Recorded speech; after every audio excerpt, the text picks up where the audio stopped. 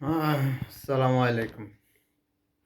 আচ্ছা, দেশের এই ক্রান্তি লগ্নে দেশের যে সমস্যা, বন্যা পরিস্থিতি, মানুষ লক্ষ, লক্ষ মানুষ কত কষ্টে আছে। এ সময় আনসার বাহিনীদের এই যে দাবি-দাবা নিয়ে তারা যে আন্দোলনটা করতেছে, এটা কি আসলে ঠিক? এটা কি কোনো বিবেকবান মানুষ কি এটা করবে কখনো? এরা আসলে কি বুঝাইতে চাইতেছে এরা? সময় হোক, ঠিক আছে। তোমাদের যদি কোনো যৌক্তিক দাবি-দাবা থাকে তোমরা আন্দোলন করবা, সমস্যা নাই। দিবে। তোমরা আজকে সচিবালয় ঘেরাও করছো, তোমাদের দাবি-দাবা মাইনা নিছো, সবকিছু করছো। দাবি-দাবা মানার মানার জন্য তোমাদের সমন্বয়করা ভিতরে গেছে, তাদের সাথে কথা বলে সবকিছু মানছে। তারা বাইরে আসি তোমাদেরকে বলছে, ওমা তোমরা তাদের কথাও মানো না। তোমরা বললাও যে এখনই গ্রেজেট দিতে হবে। এটা কি কখন সম্ভব? যে তোমাদের দাবি এখন মানছে, এখনই আবার তোমাদেরকে গেজেট পাস করে দিতে হবে, এটা কি সম্ভব না? এগুলা হিসাব নিকাশ আছে না, আলাপ আলোচনা আছে, আছে। তোমরা আসলে আনসার বাহিনীর মড়কে তোমরা আসলে কে আছো ভিতরে সেটা প্রকাশ করো। তোমরা কি আওয়ামী লীগ, যুবলীগ, ছাত্রলীগ আছো এটার ভিতরে? সেটা প্রকাশ করো। হ্যাঁ, দেশের এই দুর্যোগের ভিতরে তোমরা এখানে সচিবালয় ঘেরাও করো, হামলা করো, এটা কি? এটা কি? আগে দেশকে রক্ষা করো। দেশের মানুষ যে কষ্টে আছে, তোমরা কি এটা দেখো না? তোমরা এটা কি শুরু করে দিছো? আমার তো বুঝে আসে না।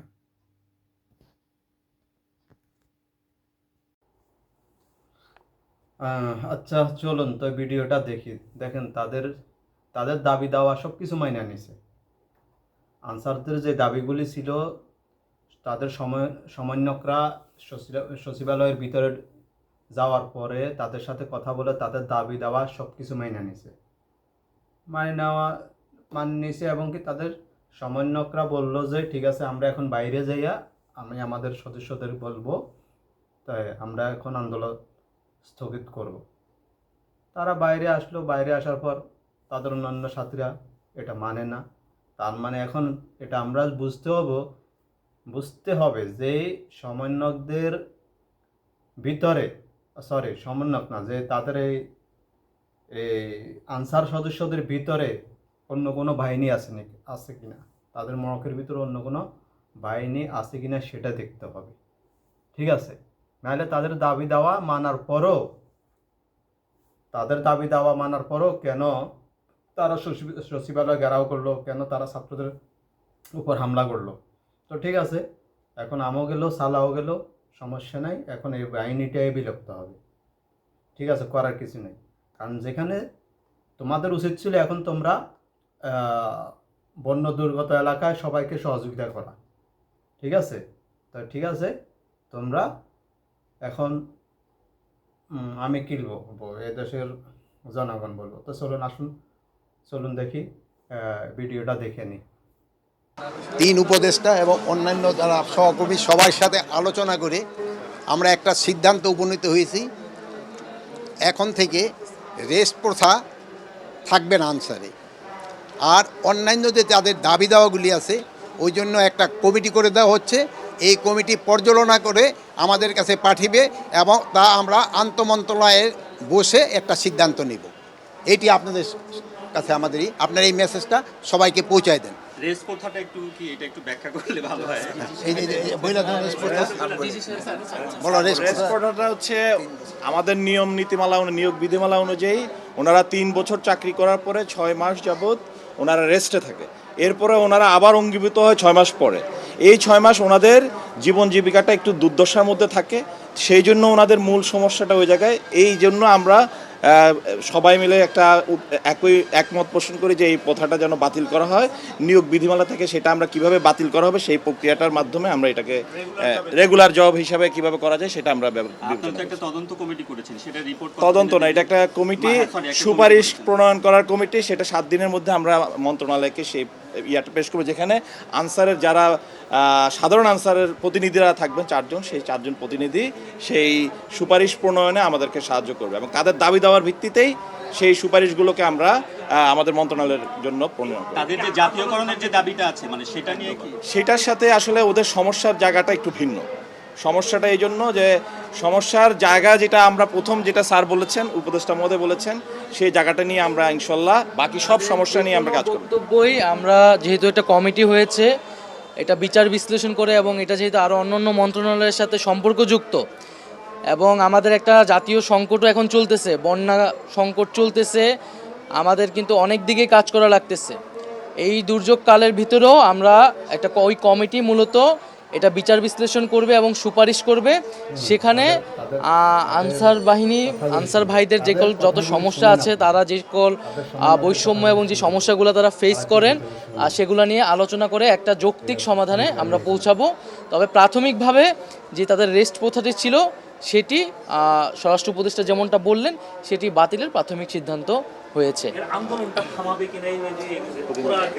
প্রতিনিধিরা বলেন।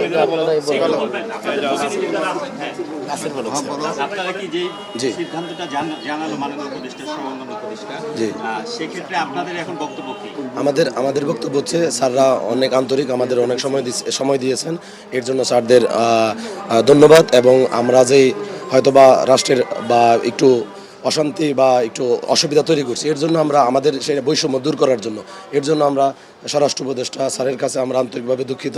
এবং স্যার আমাদের যথেষ্ট আমাদের রেস্ট প্রথা বাতিল ঘোষণা করছে এবং স্যার আমাদের পরবর্তী যে কার্যক্রম জাতীয়করণের ক্ষেত্রে আমাদের যে দাবি, আমাদের এক দাবি যে জাতীয়করণের ক্ষেত্রে আমাদের উচ্চতর একটা মন্ত্রী পরিষদ থেকে একটা কমিটি দেওয়া হয়েছে। এর মধ্যে আমরা 4 জন আনসার সমন্বয়ক আছি এবং এই 7 কর্মদিবসের মধ্যে মন্ত্রণালয়কে এটার একটা পর্যবেক্ষণ বা একটা অনুলিপি সুপারিশ আমরা দেব।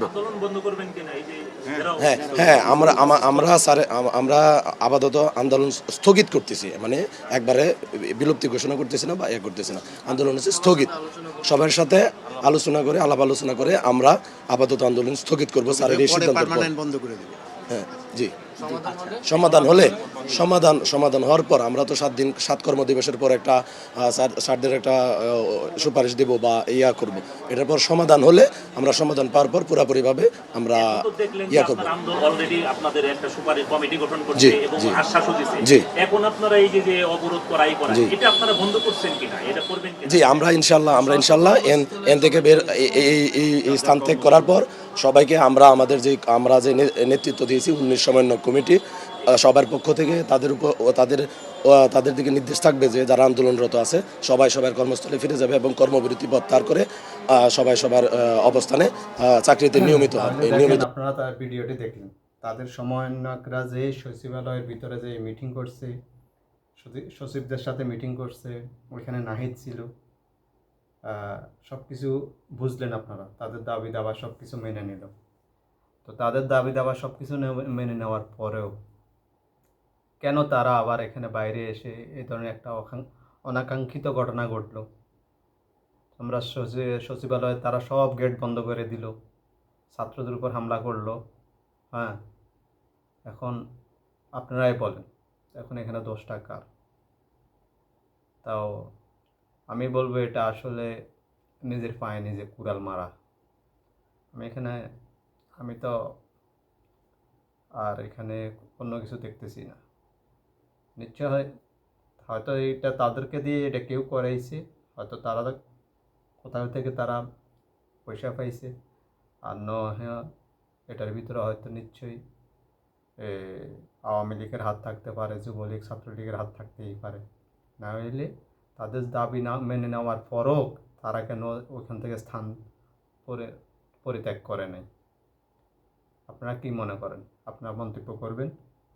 আর যদি ভিডিওটি ভালো লাগে চ্যানেলটি সাবস্ক্রাইব করবেন, আমার পেজটা লাইক দিবেন।